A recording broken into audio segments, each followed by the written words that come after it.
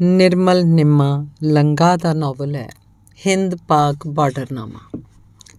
6ਵਾਂ ਕਾਂਡ। ਸੀਮਾ ਦੀ ਮੁਹੱਬਤ ਰਚ ਗਈ ਮੇਰੇ ਖੂਨ ਤੇ ਰੂਹ ਵਿੱਚ। ਇੱਧਰ ਆਏ ਨੂੰ ਘੇਰੀ ਰੱਖਦੀਆਂ ਉਹਦੀਆਂ ਮੁਲਾਕਾਤਾਂ ਦੀਆਂ ਯਾਦਾਂ। ਮਹਿਸੂਸ ਹੁੰਦਾ ਰਹਿੰਦਾ ਉਹਦੇ ਜਿਸਮ ਦਾ ਨਿੱਘ ਹਰ ਵਕਤ। ਸਰੂਰ ਦਿੰਦਾ ਮਿੱਠਾ ਮਿੱਠਾ ਹੱਡੀ ਰੱਚੇ ਇਸ਼ਕ ਦਾ ਜਨੂਨ ਖਹਿੜਾ ਨਾ ਛੱਡਦਾ। ਕਦੇ ਗੰਭੀਰ ਹੋ ਕੇ ਸੋਚਦਾ ਮਰਵਾ ਦੇਣਾ ਕਿਤੇ ਉਹਦੇ ਪਿਆਰ ਨੇ, ਇਸ਼ਕ ਨੇ। ਉਸ ਤੱਕ ਜਾਂਦਾ ਰਾਹ ਭਰਿਆ ਪਿਆ ਖਤਰਿਆਂ ਨਾਲ।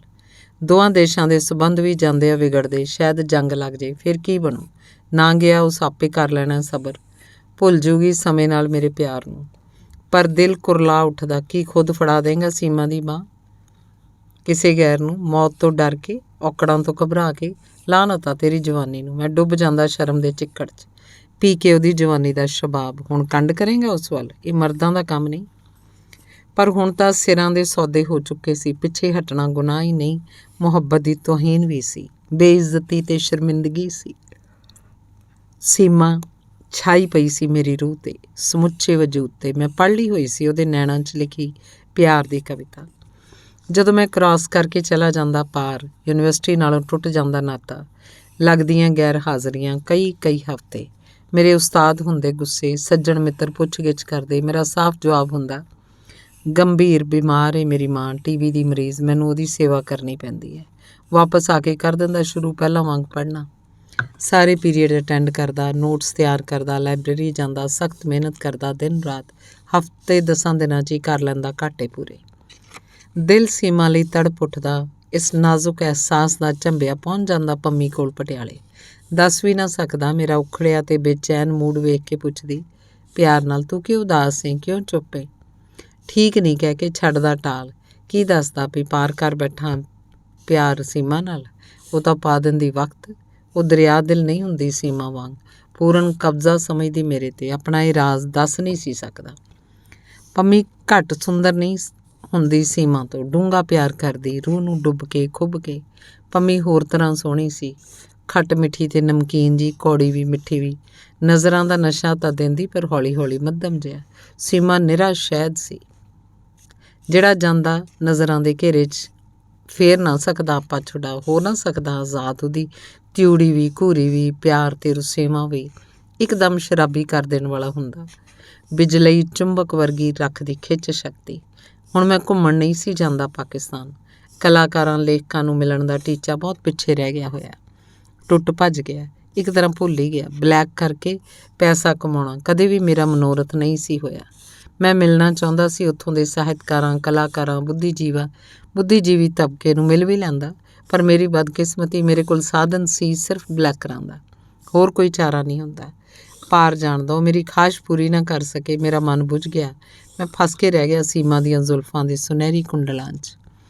ਚਾਹੁੰਦਾ ਤਾਂ ਸੀਮਾ ਰਾਹੀਂ ਮਿਲ ਸਕਦਾ ਸੀ ਸਾਹਿਤਕਾਰਾਂ ਤੇ ਕਲਾਕਾਰਾਂ ਨੂੰ, ਪਰ ਅਸੀਂ ਤਾਂ ਡੁੱਬੇ ਹੋਏ ਸੀ ਆਪਣੇ ਰੋਮਾਂਸ ਵਿੱਚ। ਹੋਰ ਕੁਝ ਸੁੱਝਦਾ ਹੀ ਨਾ। ਸਾਹਿਤ ਤੋਂ ਬੜਾ ਪੜ੍ਹਦੀ, ਕਿਤਾਬਾਂ ਵੀ ਬਹੁਤ ਖਰੀਦਦੀ, ਗਾ ਬੜਾ ਸੋਹਣਾ ਲੈਂਦੀ। ਦੋਵੇਂ ਐਸੇ ਹਾਲਤ 'ਚ ਫਸੇ ਜਿੱਥੋਂ ਛੁੱਟਣਾ ਅਸੰਭਵ ਸੀ, ਔਖਾ ਸੀ, ਇੱਕ ਦੂਜੇ ਬਗੈਰ। ਦਿਸਦਾ ਨਾ ਹੋਰ ਕੋਈ ਚਾਰ ਚੁਫੇਰੇ। ਹੁਣ ਤਾਂ ਜਾਂਦਾ ਸੀ ਸੀਮਾ ਕਰਕੇ, ਸਿਰਫ ਤੇ ਸਿਰਫ ਸੀਮਾ ਕਰਕੇ। ਕੈਦੀ ਹੋ ਗਿਆ ਹੋਇਆ ਉਹਦੇ ਹੁਸਨ ਦਾ, ਮੁਹੱਬਤ ਦਾ। ਸੀਮਾ ਮਟਕੀ ਸੀ ਮਦ ਸ਼ਰਾਬ ਦੀ।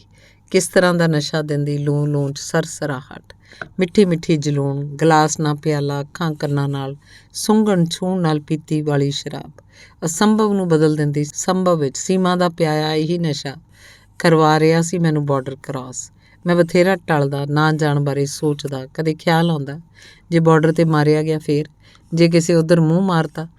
ਉਹ ਮੇਰਾ ਕਿਆਫਾ ਪਿੱਛੋਂ ਸੱਚਾ ਨਿਕਲਿਆ। ਜੇ ਸੀਮਾ ਨਾਲ ਘੁੰਮਦਿਆਂ ਫੜਿਆ ਜਾਵਾਂ, ਸੀਮਾ ਵੀ ਨਾਲ ਫਸੇਗੀ। ਬੜੀ ਮਾੜੀ ਗੱਲ ਹੋ ਜੂ।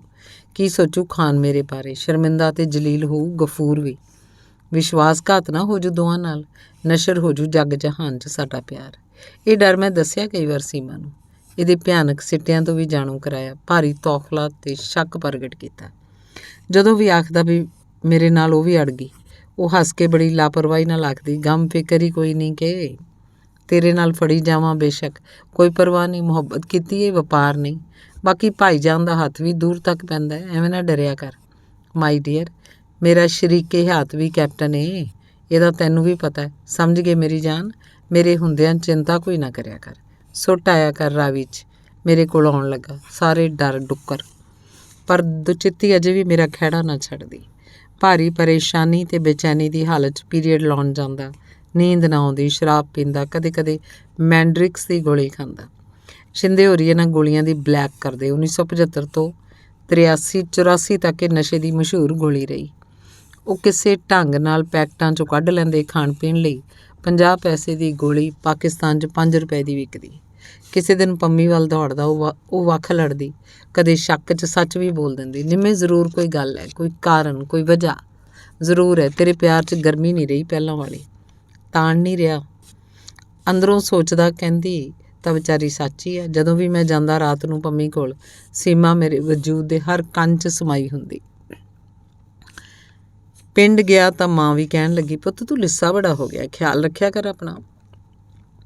ਉਸ ਸਮੇਂ ਜੋ ਸੀਨ ਬਣਦਾ ਮੇਰੀ ਕਲਪਨਾ 'ਚ ਬੜਾ ਕਰੁਣਾਮਈ ਤੇ ਉਦਾਸ ਕਰਨ ਵਾਲਾ ਹੁੰਦਾ। ਸੋਚਦਾ ਜੇ ਬਾਰਡਰ 'ਤੇ ਮਾਰੇ ਗਏ ਦੀ ਲਾਸ਼ ਕੋਲ ਬੈਠਣਾ ਪਿਆ ਮੇਰੀ ਮਾਂ ਨੂੰ, ਇਸ ਪਿੰਜਰ 'ਚੋਂ ਬਾਕੀ ਸਾਹ ਵੀ ਸੁੱਕ ਜਾਣਗੇ, ਮੁੱਕ ਜਾਣਗੇ।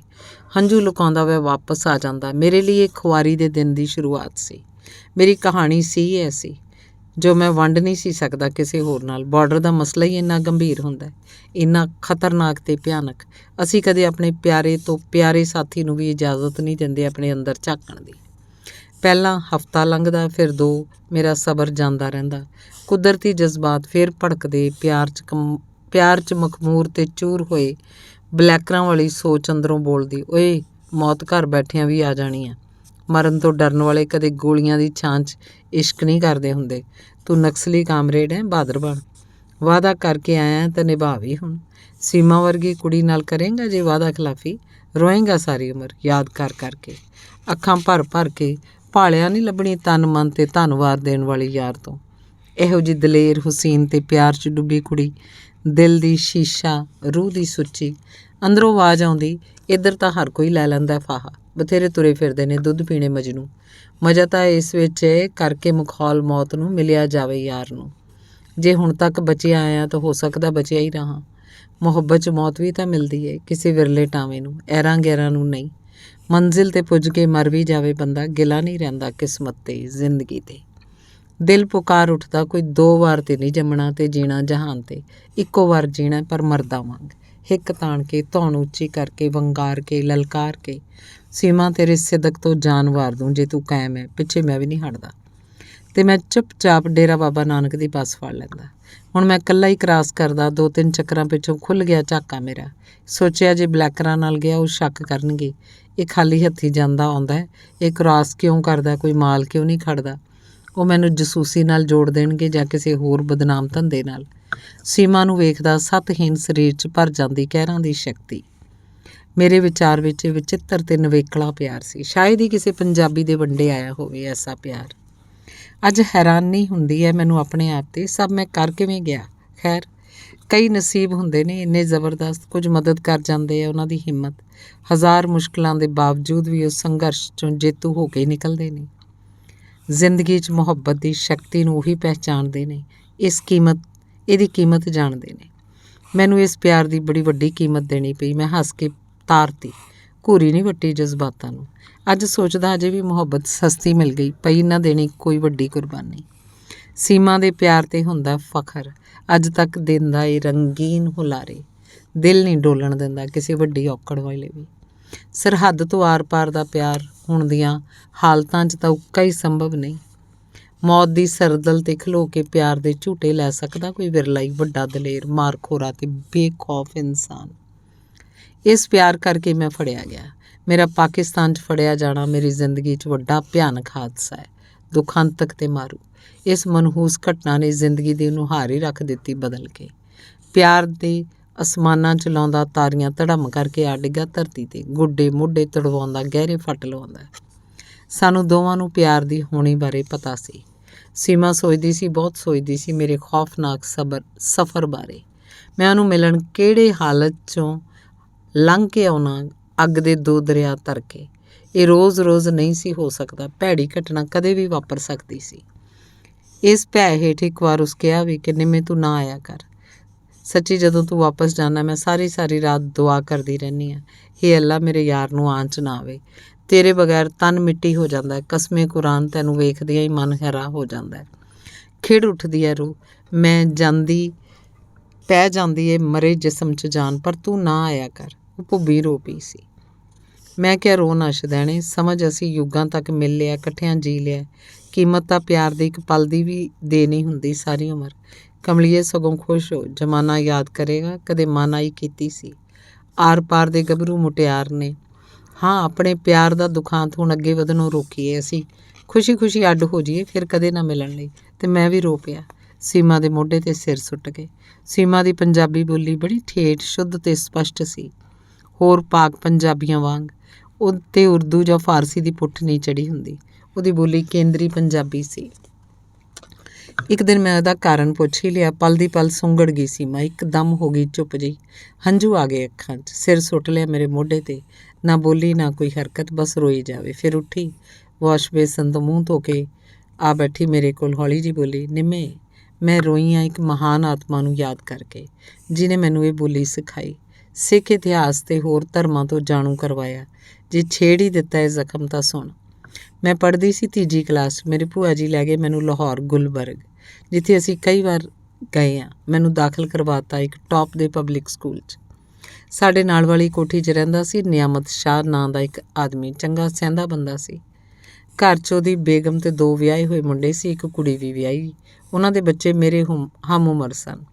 ਸੰਨ 47 ਦੀ ਵੰਡ ਵੇਲੇ ਸ਼ਾਹ ਨੇ ਜ਼ਬਰਦਸਤੀ ਇੱਕ ਸਿੱਖ ਕੁੜੀ ਘਰ ਲਈ ਹੋਈ। ਬੁੱਢੇ ਵਾਰੇ ਸ਼ਾਹ ਨੇ ਜਬਰੀ ਨਿਕਾਹ ਕਰਵਾ ਲਿਆ ਉਸ ਨਾਲ। ਨਰਿੰਦਰ ਕੌਰ ਤੋਂ ਬਦਲ ਕੇ ਨਾਂ ਰੱਖ ਦਿੱਤਾ ਨੂਰਾਂ ਬੇਗਮ। ਉਹ ਸੁੰਦਰ ਕੁੜੀ ਪੜ੍ਹੀ ਹੋਈ ਸੀ, ਪੰਜਾਬੀ, ਉਰਦੂ ਤੇ ਅੰਗਰੇਜ਼ੀ ਚੰਗੀ ਤਰ੍ਹਾਂ ਪੜ੍ਹ ਲਿਖ ਲੈਂਦੀ। ਮੈਂ ਖੇਡਦੀ ਬੱਚਿਆਂ ਨਾਲ ਚਲੀ ਜਾਂਦੀ ਉਹਨਾਂ ਦੇ ਘਰ। ਉਹ ਮੈਨੂੰ ਬਹੁਤ ਹੀ ਪਿਆਰ ਕਰਦੀ। ਉਹਦਾ ਆਪਣਾ ਕੋਈ ਬੱਚਾ ਨਹੀਂ ਹੁੰਦਾ। ਜਦੋਂ ਵੀ ਹੁੰਦੀ ਗਰਭਵਤੀ, ਸ਼ਾਹ ਧੋਖੇ ਨਾਲ ਕਰਵਾ ਦਿੰਦਾ ਅਬੋਰਸ਼ਨ। ਉਹ ਮਜ਼ਾਕ ਨਾਲ ਮੈਨੂੰ ਲਾਲ ਟਮਾਟਰ ਕਹਿ ਕੇ ਛੇੜਦੀ ਤੇ ਮੇਰੀ ਛੁੱਟੀ ਵੇਲੇ ਆ ਕੇ ਘਰੋਂ ਬਾਹਰ ਰਾਹ ਵੇਖਦੀ ਰਹਿੰਦੀ ਮੇਰਾ। ਜੇ ਕਦੇ ਹੋ ਜਾਂਦੀ ਘੜੀ ਪਲ ਲੇਟ, ਭੱਜੀ ਆ ਜਾਂਦੀ ਸਾਡੇ ਘਰ। ਮੈਨੂੰ ਹਿੱਕ ਨਾਲ ਘੁੱਟ ਲੈਂਦੀ, ਚੁੰਮਦੀ, ਪਿਆਰ ਕਰਦੀ। ਉਹ ਨਾਕਾਬਲੇ ਯਕੀਨ ਦੀ ਹੱਦ ਤੱਕ ਸੁੰਦਰ ਸੀ। ਮੈਨੂੰ ਭੂਆ ਜੀ ਕਈ ਵਾਰ ਦੱਸਦੇ, ਇਹ ਬੜੇ ਵੱਡੇ ਸਿੱਖ ਪਰਿਵਾਰ ਦੀ ਕੁੜੀ ਏ, ਇਹਨਾਂ ਦਾ ਸਾਰਾ ਟੱਬਰ ਮਾਰਿਆ ਗਿਆ ਸੀ। ਮੈਂ ਸਭ ਤੋਂ ਵੱਧ ਖਿੱਚੀ ਜਾਂਦੀ ਉਹਦੀ ਬੋਲੀ ਵੱਲ। ਬੜੀ ਮਿੱਠੀ ਤੇ ਠੇਠ ਪੰਜਾਬੀ ਬੋਲਦੀ। ਬਹੁਤ ਸਮਾਂ ਮੈਂ ਉਸ ਨਾਲ ਗੁਜ਼ਾਰਦੀ। ਫਿਰ ਮੈਨੂੰ ਮਾਸੀ ਜੀ ਲੈ ਗਏ ਇੰਗਲੈਂਡ। 2 ਸਾਲ ਉੱਥੇ ਰਹੀ ਪੜ੍ਹਦੀ, ਪਰ ਮੈਨੂੰ ਭੁੱਲੀ ਨਾ ਕਦੇ ਵੀ। ਕਦੇ ਕਦਾਈ ਕਰ ਲੈਂਦੀਆਂ ਗੱਲਾਂ ਫੋਨ 'ਤੇ। ਭੂਆ ਜੀ ਕਿਸੇ ਗੱਲੋਂ ਹੋ ਗਏ ਮਾਸੀ ਨਾਲ ਨਾਰਾਜ਼। ਉਹਨਾਂ ਵਾਪਸ ਬੁਲਾ ਲਿਆ ਲਾਹੌਰ ਮੈਨੂੰ, ਤੇ ਮੇਰੇ ਪਰਤਣ 'ਤੇ ਉਹ ਬੜਾ ਖੁਸ਼ ਹੋਈ। ਮੈਂ 10ਵੀਂ ਕਲਾਸ 'ਚ ਜ਼ਿਲ੍ਹੇ 'ਚੋਂ ਪਹਿਲੇ ਨੰਬਰ 'ਤੇ ਆਈ ਤੇ ਉਹਨੂੰ ਬੇਓੜਕ ਖੁਸ਼ੀ ਹੋਈ। ਲੱਡੂ ਲੈ ਕੇ ਆਈ ਸਾਡੇ ਘਰ। ਹੌਲੀ ਹੌਲੀ ਦੱਸੀ ਉਹਨੇ ਮੈਨੂੰ ਆਪਣੀ ਦਰਦ ਕਹਾਣੀ। ਮੇਰੇ ਬਾਪ ਦਾ ਵੱਡਾ ਕਾਰੋਬਾਰ ਸੀ, ਇੱਕ ਮੇਰਾ ਭਰਾ ਵੀ ਸੀ। ਦੰਗਿਆਂ ਵੇਲੇ ਫਸਾਦੀਆਂ ਨੇ ਕਤਲ ਕਰ ਦਿੱਤਾ ਮੇਰੇ ਮਾਂ ਪਿਓ ਤੇ ਭਰਾ ਨੂੰ। ਮੈਂ ਲੁਕੀ ਹੋਈ ਸੀ ਪਿਛਲੇ ਅੰਦਰ, ਤੇ ਜਦੋਂ ਲੁੱਟਿਆ ਸਾਡਾ ਘਰ ਮੈਨੂੰ ਵੀ ਫੜ ਲਿਆ। ਮੇਰੀ ਵੰਡ ਤੋਂ ਲੱਗੇ ਝਗੜਨ, ਅਖੀਰੇ ਸ਼ਾਹ ਨੇ ਰੱਖ ਲਿਆ ਮੈਨੂੰ ਘਰ। ਵਿਰੋਧੀਆਂ ਨੂੰ ਪੈਸੇ ਦੇ ਤੇ ਉਹ ਫੁੱਟ ਕੇ ਰੋ ਪੈਂਦੀ। ਅਸੀਂ ਕਦੇ ਰਾਤ ਕਦੇ ਦਿਨੇ ਘੰਟਿਆਂ ਬੱਧੀ ਬੈਠੀਆਂ ਗੱਲਾਂ ਕਰਦੀਆਂ। ਉਹਨੇ ਮੈਨੂੰ ਮਾਵਾਂ ਤੇ ਭੈਣਾਂ ਵਾਲਾ ਪਿਆਰ ਦਿੱਤਾ ਤੇ ਨਾਲ ਦਿੱਤੀ ਸ਼ਹਿਦ ਵਰਗੀ ਮਿੱਠੀ ਪੰਜਾਬੀ ਬੋਲੀ। ਫਿਰ ਪਤਾ ਨਹੀਂ ਕੀ ਹੋਇਆ, ਉਹ ਮਰ ਗਈ ਬੁਖਾਰ ਨਾਲ। ਪਿੱਛੋਂ ਪਤਾ ਲੱਗਾ ਸ਼ਾਹ ਦੀ ਦੂਜੀ ਬੀਵੀ ਨਹੀਂ ਮਾਰਤੀ, ਜ਼ਹਿਰ ਦੇ ਕੇ। ਸੀਮਾ ਦੇ ਨੈਣ ਭਰ ਆਏ ਦੁਬਾਰਾ। ਮੈਂ ਵੀ ਉਦਾਸ ਹੋ ਗਿਆ। ਫਿਰ ਉਸ ਅੱਗੇ ਦੱਸਿਆ ਕਿ ਉਹ ਭੁੱਲ ਨਹੀਂ ਸਕਦੀ ਮੈਨੂੰ ਸਾਰੀ ਉਮਰ। ਮੇਰੇ ਟੀਚਰ ਵੀ ਆਖਦੇ ਤੇਰੀ ਬੋਲੀ ਚੜ੍ਹਦੇ ਪੰਜਾਬ ਵਾਲੀ ਏ।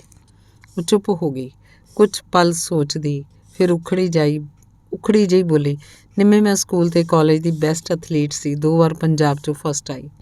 200 ਮੀਟਰ ਤੇ 400 ਮੀਟਰ ਦੌੜ 'ਚ। ਲੌਂਗ ਜੰਪ ਵੀ ਮੇਰੀ ਫੇਵਰੇਟ ਗੇਮ ਸੀ। ਜਦੋਂ ਇੱਥੇ ਆਈ ਸਭ ਕੁਝ ਖੋਹ ਲਿਆ ਮੇਰਾ ਖਾਨ ਨੇ। ਅੰਮੀ ਅੱਬਾ ਰਹੇ ਨਾ, ਮੇਰੀ ਕੌਣ ਸੁਣਦਾ। ਫਿਰ ਮੇਰੀ ਮੰਗਣੀ ਕਰਤੀ ਮਰਜ਼ੀ ਦੇ ਉਲਟ। ਮੈਂ ਨਹੀਂ ਪਸੰਦ ਕਰਦੀ ਖਾਨ ਨੂੰ। ਭਰਾ ਕਿਤੇ ਇਹੋ ਜਿਹੇ ਹੁੰਦੇ ਆ।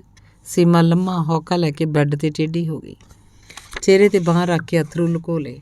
ਉਹਦੀ ਹੱਡ ਬੀਤੀ ਤੋਂ ਮੈਂ ਸਮਝ ਗਿਆ ਉਹਦੀ ਬੋਲੀ ਇੰਨੀ ਠੇਠ ਕਿਉਂ ਹੈ। ਹਰ ਵਾਰ ਆਖਦੀ ਇਹ ਆਪਣੀ ਆਖਰੀ ਮੁਲਾਕਾਤ ਹੈ, ਪਰ ਜਦੋਂ ਆਉਣ ਲੱਗਦਾ ਤਾਂ ਇਕਰਾਰ ਵੀ ਜ਼ਰੂਰ ਲੈਂਦੀ ਵੀ ਛੇਤੀ ਮੁੜ ਆਵਾਂ। ਆ ਜਾਣ ਪਿੱਛੋਂ ਸਫ਼ਰ ਦੀ ਚਿੰਤਾ ਕਰਦੀ, ਢੰਗ ਨਾਲ ਖਾਂਦੀ ਨਾ ਪੀਂਦੀ, ਕਈ ਦਿਨ ਸੌਂਦੀ ਨਾ ਪੜ੍ਹਦੀ। ਕਾਲਜ ਉਂਝ ਜ਼ਰੂਰ ਜਾਂਦੀ, ਉਹ ਹਮੇਸ਼ਾ ਫਸਟ ਆਉਂਦੀ ਕਲਾਸ 'ਚੋਂ। ਮੈਂ ਵੀ ਆਖਰੀ ਸਮਝ ਕੇ ਹੀ ਆਉਂਦਾ। ਇੱਕ ਗੋਲੀ ਤੇ ਸਭ ਕੁਝ ਖਤਮ। ਦਰਿਆ ਵੀ ਰੋੜ ਕੇ ਖੜ ਸਕਦਾ ਸੀ। ਕਲਰੀ ਸੱਪ ਲੜ ਕੇ ਆਖਦਾ ਪਰਾਂ ਹੋ ਗਏ ਡਿੱਗ, ਪਤਾ ਵੀ ਨਾ ਲੱਗਦਾ ਵਿਚਾਰੀ ਸੀਮਾ ਨੂੰ। ਤੇ ਉਹਦਾ ਪਿਆਰਾ ਚਲਾ ਗਿਆ ਦੂਰ, ਜਿੱਥੋਂ ਕਦੀ ਨਾ ਪਰਤਿਆ ਕੋਈ ਵਾਪਸ। ਇੱਧਰ ਆਉਂਦਾ ਦਿਲ ਹੱਥੋਂ ਮਜਬੂਰ ਹੋ ਜਾਂਦਾ। ਇਸ਼ਕ 'ਚ ਪਾਗਲ ਹੋ ਕੇ ਕਰ ਜਾਂਦਾ ਕ੍ਰੋਸ ਸਭ ਕੰਮ ਛੱਡ ਕੇ, ਤੇ ਵਧੇਰੇ ਆਦਮੀ ਕਰਦਿਆਂ ਕ੍ਰੋਸ ਟੱਪਦਿਆਂ ਬਾਰਡਰ ਖੜਕਾ ਹੁੰਦਾ ਹੈ ਜ਼ਿਆਦਾ ਪੈਰਾਂ ਦੀ ਧਮਕ ਨਾਲ। ਕਿਸੇ ਅਣਚਾਹੀ ਘਟਨਾ ਵੇਲੇ ਭਾਜੜ ਮੱਚਦੀ ਹੈ ਬਥੇਰੀ, ਥਾਂ ਨਹੀਂ ਲੱਭਦੀ ਲੁਕਣ ਲਈ। ਕੱਲਾ ਕ੍ਰੋਸ ਕਰਨਾ ਹੁੰਦਾ ਏ ਬੜਾ ਸੇਫ। ਅਨੇਕਾਂ ਚੱਕਰ ਹੋਰ ਬਲੈਕਰਾਂ ਨਾਲ ਜਾਣ ਕਰਕੇ ਚੋਖਾ ਭੇਤੀ ਹੋ ਗਿਆ ਸੀ ਰਾਹਾਂ ਦਾ। ਪਿਕਟਾਂ ਤੇ ਨਾਕਿਆਂ ਦੇ ਤਾੜ ਗਿਆ ਸਾਂ ਥਾਂ ਟਿਕਾਣੇ। ਉੱਧਰ ਦੇ ਅਨੇਕਾਂ ਪਿੰਡਾਂ ਦੇ ਆਦਮੀਆਂ ਦੇ ਨਾਂ ਯਾਦ ਹੋ ਗਏ ਹੋਏ। ਕੱਲਾ ਜਣਾ ਮੈਂ ਸੇਫ ਸਮਝਦਾ। ਇੱਧਰੋਂ ਜਾ ਕੇ ਬਹੁਤ ਵਾਰੀ ਬੈਠ ਜਾਂਦਾ ਕਰਤਾਰਪੁਰ ਗੁਰਦੁਆਰੇ ਅੰਦਰ, ਡਰਦਾ ਕਿਤੇ ਵੇਖ ਨਾ ਲੈਣ ਬਾਬਾ ਜਾਂ ਗਫੂਰ। ਵੇਖ ਕੇ ਉਹ ਲੈ ਜਾਂਦੇ ਘਰ, ਮੇਰਾ ਹੋ ਜਾਂਦਾ ਸਮਾਂ ਬਰਬਾਦ। ਪਰ ਕਦੇ ਘੱਟ ਹੀ ਬਣਿਆ ਐਸਾ ਮੌਕਾ। ਦੋਦੇ ਪਿੰਡ ਦੇ ਬਾਹਰ ਜਾ ਕੇ ਬੱਸ ਲੈਂਦਾ ਨਾਰੋਵਾਲ ਦੀ ਦਰਬਾਰ ਬੱਸ ਸਟੈਂਡ ਤੋਂ, ਕਦੇ ਪਹਿਲਾਂ ਕਦੇ ਦੂਜੀ ਜਾਂ ਤੀਜੀ। ਇਸ ਵਾਰ ਗਿਆ ਸਾਂ ਸਪੈਸ਼ਲ। ਪਾਸ ਹੋਈ ਸੀਮਾ BA 'ਚੋਂ ਫਸਟ ਡਿਵੀਜ਼ਨ ਲੈ ਕੇ। ਖਾਨ ਨੇ ਸ਼ਾਨਦਾਰ ਪਾਰਟੀ ਦਿੱਤੀ ਸੀਮਾ ਪਾਸ ਹੋਈ ਤਾਂ।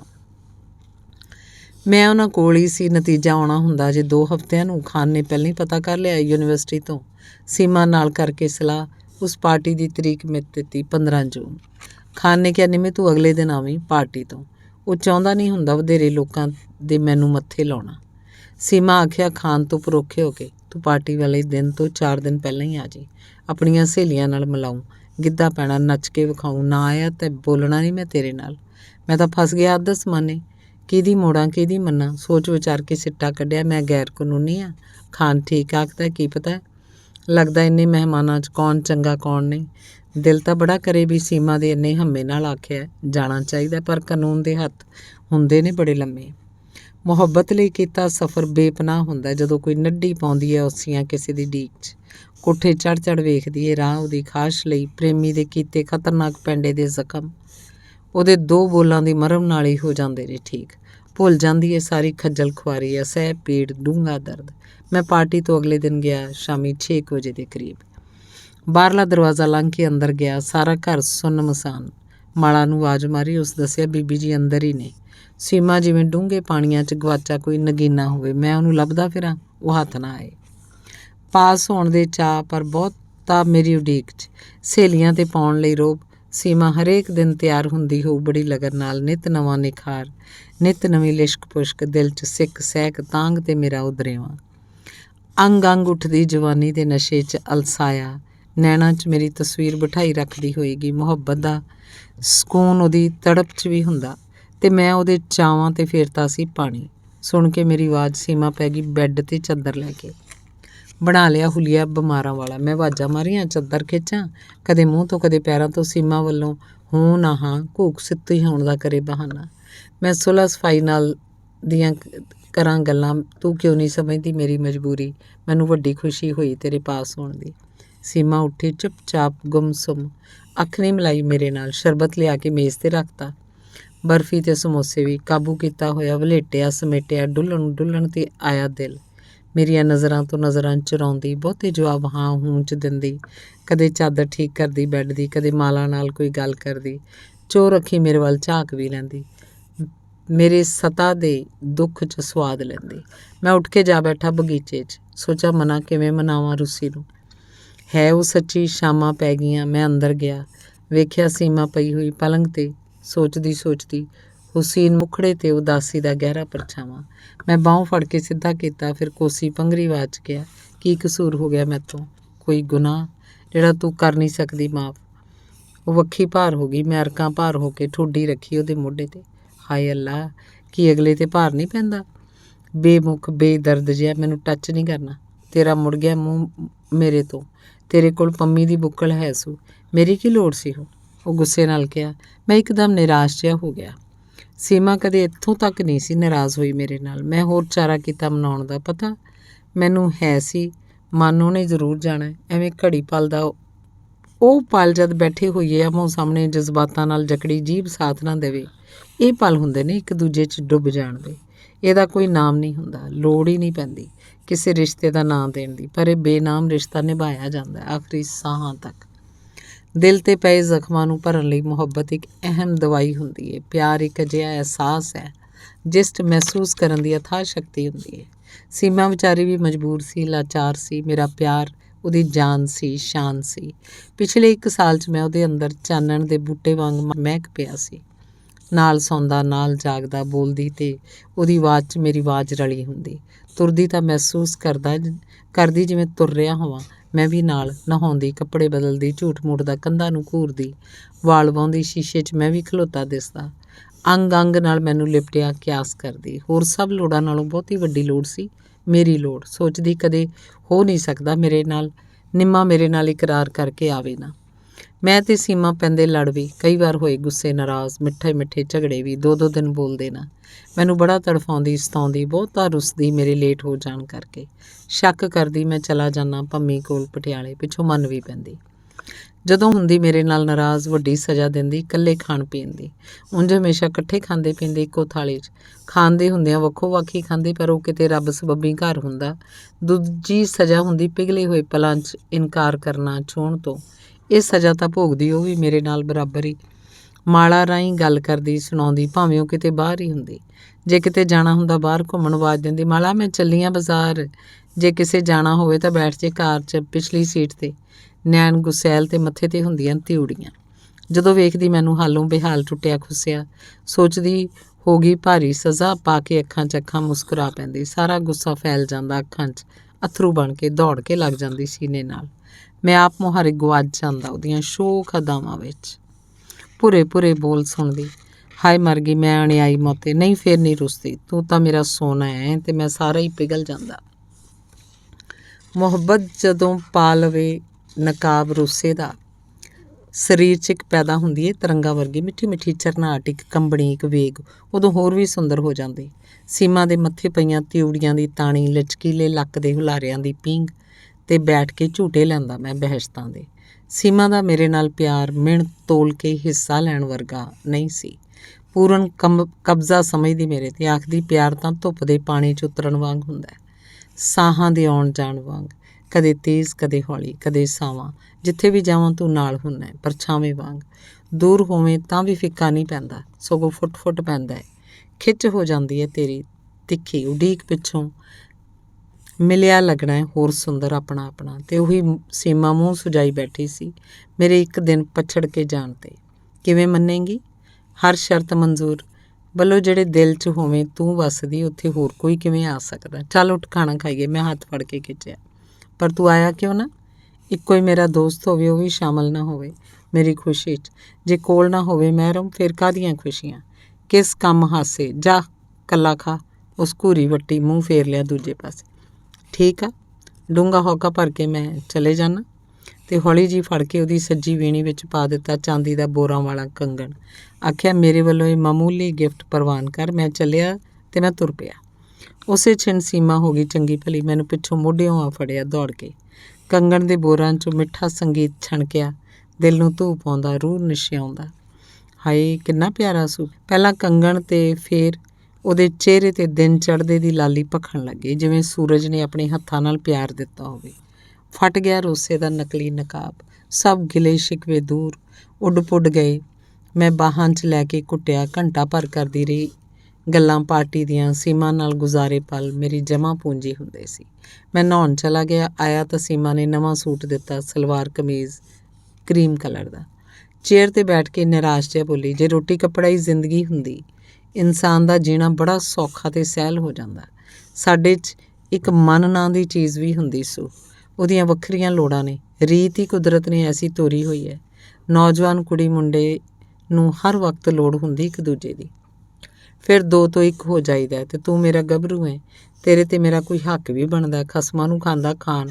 ਤੂੰ ਮੇਰੀ ਮੰਨਣੀ ਸੀ ਜਾਂ ਉਹਦੀ? ਯਾਰ ਤਾਂ ਤੂੰ ਮੇਰਾ ਹੈ, ਜਿੰਦ ਵਾਰ ਸਕਨੀਆਂ ਮੈਂ ਤੇਰੇ ਤੋਂ। ਨੈਣਾ 'ਚੋਂ ਹੰਝੂ ਟਪਕ ਪਏ।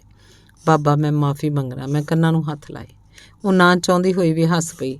ਇਹੋ ਜਿਹੀ ਗਲਤੀ ਫੇਰ ਨਾ ਕਰੀ। ਮਰ ਚੱਲੀ ਸੀ ਫਿਕਰ ਕਰਦੀ। ਸੋਚਾਂ ਹੇ ਅੱਲਾ ਕੋਈ ਮਾੜੀ ਗੱਲ ਨਾ ਵਾਪਰ ਗਈ ਹੋਵੇ ਬਾਰਡਰ 'ਤੇ। ਮੈਂ ਉਨੀਂਦਾ ਸਾਂ ਰਾਤ ਦਾ ਸੌਣਾ ਚਾਹਵਾਂ, ਪਰ ਸੀਮਾ ਫਿਰ ਬੱਚਿਆਂ ਵਾਂਗ ਲੈ ਬੈਠੀ ਪੁਰਾਣੀ ਜ਼ਿੱਦ। ਆਖੇ ਮੈਂ ਪੂਰਬੀ ਪੰਜਾਬ ਜ਼ਰੂਰ ਵੇਖਣਾ, ਜਾਣਾ ਮੈਂ ਜ਼ਰੂਰ ਆ। ਜੇ ਮੁੰਡੇ ਜਾ ਸਕਦੇ ਆਰ ਪਾਰ, ਕੁੜੀਆਂ ਕਿਉਂ ਨਹੀਂ? ਤੇ ਜਦੋਂ ਮੈਂ ਨਹੀਂ ਡਰਦੀ ਮੌਤੋਂ, ਤੂੰ ਕਿਉਂ ਘਬਰਾਉਣਾ? ਜੇ ਮਰਾਂਗੇ ਵੀ ਤਾਂ ਇਕੱਠੇ ਤਾਂ ਮਰਾਂਗੇ। ਜੇ ਨਾ ਖੜਿਆ ਮੈਂ ਤੇਰੇ ਨਾਲ ਅੰਗ ਨਹੀਂ ਲਾਵਾਂਗੀ, ਸਦਾ ਲਈ ਰੁੱਸ ਜਾਵਾਂਗੀ।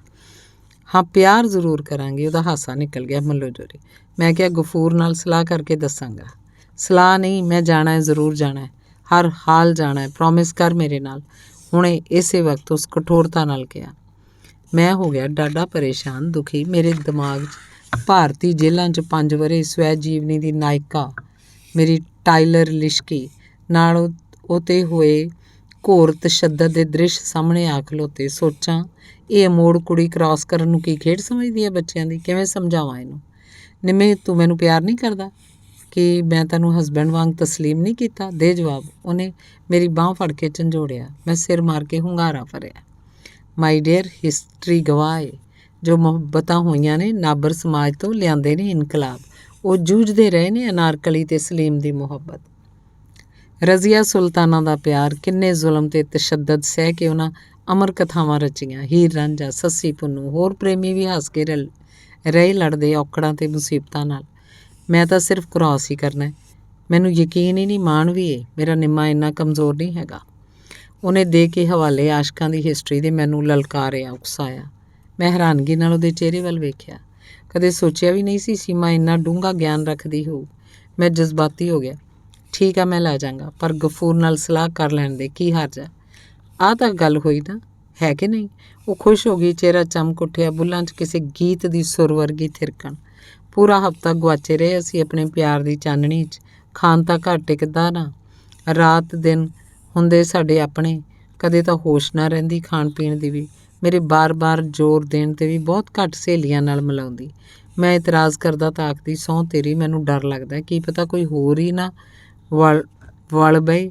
ਇੱਥੇ ਕੁੜੀਆਂ ਪਰੇ ਤੋਂ ਪਰੇ ਨੇ ਤੇ ਤੂੰ ਇੱਕ ਕਵੀ, ਇੱਕ ਕਲਾਕਾਰ, ਸਮੁੰਦਰ ਵਾਂਗ ਪਿਆਸਾ ਹੁੰਦਾ ਹੈ। ਸੁੰਦਰਤਾ ਦੇ ਸਭ ਹੜ੍ਹ ਪੀ ਕੇ ਵੀ ਬੁੱਲ ਸੁੱਕੇ, ਰੂਹ ਭੁੱਖੀ। ਵਹਿਮ ਨਹੀਂ ਕਰੀਦਾ। ਇੱਕ ਪਾਸੇ ਕੁੜੀਆਂ ਕੁੱਲ ਜਹਾਨ ਦੀਆਂ, ਇੱਕ ਪਾਸੇ ਇਕੱਲੀ ਤੂੰ। ਹਰ ਪਲ ਤੇਰੀ ਭਟਕਣ। ਮੇਰੀ ਤਾਂ ਰੂਹ ਦੀ ਗਜ਼ਾ ਵੀ ਤੂੰ ਹੀ ਹੈ। ਤੇਰੇ 'ਚੋਂ 100 ਕੁੜੀ ਦਿੰਦੀ ਮੈਨੂੰ। ਮੇਰੀ ਵੀ ਧੁੱਪ ਛਾਂ ਤੂੰ ਹੀ ਹੈ। ਚੱਲ ਤੈਨੂੰ ਇੱਕ ਗੀਤ ਸੁਣਾਵਾਂ ਸ਼ਿਵ ਕੁਮਾਰ ਦਾ। ਉਹਨੇ ਗਲਾ ਸਾਫ਼ ਕੀਤਾ, ਮੱਧਮ ਸੁਰ 'ਚ ਗਾਉਣ ਲੱਗੀ, ਮੇਜ਼ 'ਤੇ ਹੱਥ ਨਾਲ ਤਾਲ ਦੇ ਕੇ। ਨੀ ਇੱਕ ਮੇਰੀ ਅੱਖ ਕਾਸ਼ਨੀ, ਦੂਜਾ ਰਾਤ ਦੇ ਉਨੀਂਦਰੇ ਨੇ ਮਾਰਿਆ। ਸ਼ੀਸ਼ੇ ਨੂੰ ਤਰੇੜ ਪੈ ਗਈ, ਵਾਲ ਵਾਹੁੰਦੀ ਨੇ ਧਿਆਨ ਜਦੋਂ ਮਾਰਿਆ। ਨੀ ਇੱਕ ਮੇਰੀ ਅੱਖ ਕਾਸ਼ਨੀ। ਲਗਾਤਾਰ ਉਹਨੇ 3 ਗੀਤ ਸੁਣਾਏ। ਉਹਦੀ ਆਵਾਜ਼ ਬੜੀ ਪਿਆਰੀ ਸੀ, ਤਿੱਖੀ ਨਾ ਭਾਰੀ, ਸਾਡੀ ਸੁਰਿੰਦਰ ਕੌਰ ਵਰਗੀ, ਮੰਝੀ ਹੋਈ ਤੇ ਲਟਕਾ ਵਾਲੀ, ਸਰੋਤੇ ਨੂੰ ਮੰਤਰ ਮੁਗਧ ਕਰ ਦੇਣ ਵਾਲੀ, ਚੰਗੀ ਗਾਇਕਾ ਬਣਨ ਦੇ ਸਾਰੇ ਗੁਣ ਰੱਖਦੀ। ਮੈਂ ਸੀਮਾ ਦੇ ਨੈਣਾਂ 'ਚ ਸੁਪਨਿਆਂ ਦੇ ਹੰਸ ਤਰਦੇ ਵੇਖੇ। ਕਮਰੇ 'ਚ ਮਿੱਠਾ ਮਿੱਠਾ ਸੰਗੀਤ ਸੀ, ਦਰਦ ਦਾ, ਸੁਰੀਲੀ ਆਵਾਜ਼ ਦਾ। ਅਗਲੇ ਦਿਨ ਅਸੀਂ ਚਲੇ ਗਏ ਲਾਹੌਰ। ਗੁਲਬਰਗ ਦੇ ਇਲਾਕੇ 'ਚ 2 ਕੋਠੀਆਂ ਹੁੰਦੀਆਂ ਨੇ ਉਹਨਾਂ ਦੀਆਂ, ਇੱਕ ਪਈ ਹੋਈ ਬੰਦ, ਦੂਜੀ 'ਚ ਕਿਰਾਏਦਾਰ। ਕੁਛ ਦੂਰ ਹੁੰਦੀ ਹੈ ਉਹਦੀ ਭੂਆ ਦੀ ਕੋਠੀ ਵੀ। ਤੇ 5-6 ਦਿਨ ਅਸੀਂ ਘੁੰਮਦੇ ਰਹੇ ਲਾਹੌਰ ਦੀਆਂ ਗਲੀਆਂ ਬਾਜ਼ਾਰਾਂ 'ਚ। ਵਾਪਸ ਆਉਣ ਲੱਗਾ ਫਿਰ ਉਹੀ ਪੁਰਾਣੀਆਂ ਗੱਲਾਂ, ਰੋਣਾ ਕੁਰਲਾਉਣਾ। ਮੈਂ ਝਿੜਕ ਕੇ ਚੁੱਪ ਕਰਾਇਆ, ਆਖਿਆ, ਰੋਣ ਨੂੰ ਹੋਰ ਸਮਾਂ ਥੋੜ੍ਹਾ, ਮੇਰੇ ਜਾਣ ਲੱਗਿਆ ਨਾ ਕਰਿਆ ਕਰ ਬਦਸ਼ਗਨੀ। ਮੈਂ ਆਪਣੇ ਆਪ ਨਾਲ ਘੁੱਟ ਲਿਆ, ਹੰਝੂ ਜ਼ਬਰਦਸਤੀ ਰੋਕੇ ਹੋਏ, ਗੱਲਾਂ ਦੀ ਲਾਲੀ ਫਰਕਦੀ, ਬੁੱਲ ਕੰਬਦੇ, ਡਲਕਦੇ ਨੈਣ ਭਰੇ ਹੋਏ ਧੂਏ ਨਾਲ। ਕੁਝ ਪਲ ਤੱਕਦੀ ਰਹੀ ਮੈਨੂੰ ਜਗੂ ਬੁਝੂ ਕਰਦੇ ਨੈਣਾਂ ਨਾਲ, ਫਿਰ ਟੁੱਟਵੇਂ ਬੋਲ ਸੁਣੇ, ਚੰਗਾ ਜਾ, ਪਰ ਐਤਕੀ ਪ੍ਰੋਗਰਾਮ ਬਣਾ ਕੇ ਜ਼ਰੂਰ ਆਈ, ਮੈਨੂੰ ਪਾਰ ਲੈ ਜਾਣ ਦਾ, ਪਲੀਜ਼। ਆਵਾਜ਼ 'ਚ ਕਮਾਲ ਦੀ ਲੋਚਾ ਸੀ। ਉਹਨੇ ਪੂਰੇ ਮਾਣ ਨਾਲ ਪੱਕੀ ਕੀਤੀ, ਹਾਂ ਹਾਂ ਮੇਰੀ ਛਮਕ ਚਲੋ, ਆਪਣਾ ਪੰਜਾਬ ਜ਼ਰੂਰ ਵਿਖਾਉਣਾ ਹੈ ਤੈਨੂੰ। ਇਕਰਾਰ ਰਿਹਾ ਮੇਰਾ। ਹਰ ਵਾਰ ਨਵਾਂ ਦਿਲਾਸਾ, ਸਜਰਾ ਬਹਾਨਾ, ਪਰ ਕਿੰਨੀ ਕੁ ਦੇਰ ਚੱਲਦਾ ਝੂਠ। ਅਖੀਰ ਤਾਂ ਕੁਝ ਕਰਨਾ ਹੀ ਪੈਣਾ ਸੀ। ਤੇ ਫਿਰ ਬੜੇ ਚਾਅ ਨਾਲ ਛੱਡ ਗਈ ਮੈਨੂੰ ਬੱਸ ਸਟੈਂਡ 'ਤੇ। ਹਾਜੀ ਲੋਕ ਮੱਕੇ ਨੂੰ ਜਾਂਦੇ, ਅਸੀਂ ਜਾਣਾ ਤਖ਼ਤ ਹਜ਼ਾਰੇ, ਜਿੱਤ ਵੱਲ ਯਾਰ, ਉੱਤੇ ਵੱਲ ਕਾਬਾ, ਭਾਵੇਂ ਵੇਖ ਕਿਤਾਬਾਂ ਚਾਰੇ। ਬੁੱਲੇ ਸ਼ਾਹ। ਧੰਨਵਾਦ।